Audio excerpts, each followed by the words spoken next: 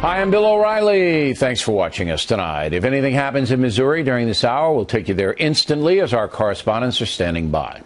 Reaction to the Michael Brown grand jury decision, that is the subject of this evening's Talking Points memo. This is a two-track story, the facts and the emotional aspect of what happened. Let's look at the facts first. Grand jury comprised of 12 American citizens heard 70 hours of testimony from about 60 witnesses. They also examined forensic reports, medical documents, and police radio logs. The conclusion? That police officer Darren Wilson was not guilty of a crime when he shot Michael Brown to death on August 9th. In a moment, Is It Legal? We'll examine the evidence, but in a nutshell, Mr. Brown, close to 300 pounds, became involved in a physical altercation with the officer and was shot 6 times by Mr. Wilson, who fired 12 shots in all. On the face of it, it seems to be a lot of shots. But again, the grand jury is our system, and these folks decided no crime was committed. After the decision, there was looting and destruction, watched by millions all over the world. More than 80 people arrested, hundreds of thousands in damage. At least 16 people were treated for injuries. My question is, where was the National Guard? Why were they not protecting the businesses in Ferguson? It's a small town. Where was the Guard? And Lieutenant Governor of Missouri wants to know the same thing. And here's my question that the governor must answer. Is the reason that the National Guard was not in there because the Obama administration and the Holder Justice Department leaned on you to keep them out? I cannot imagine any other reason why the governor who mobilized the National Guard would not have them in there to stop this before it started. Now, Mr. Kinder's opinion is speculation, but certainly Governor Nixon, who held a press conference today, must explain why the businesses were left unprotected and explain not only in words, but we must see what his policy was, because by not putting the Guard in Ferguson last night, the looters ran wild.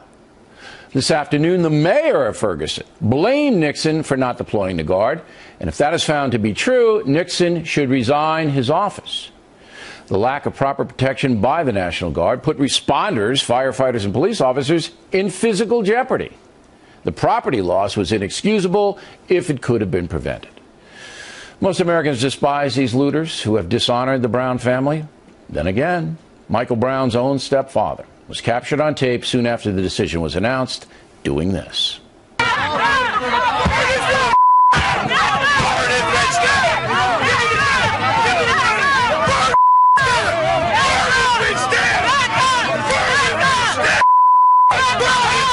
Extremely disturbing. Again, people who loot and burn after an 18-year-old American has been killed dishonor the man's legacy. If you want to protest peacefully, fine.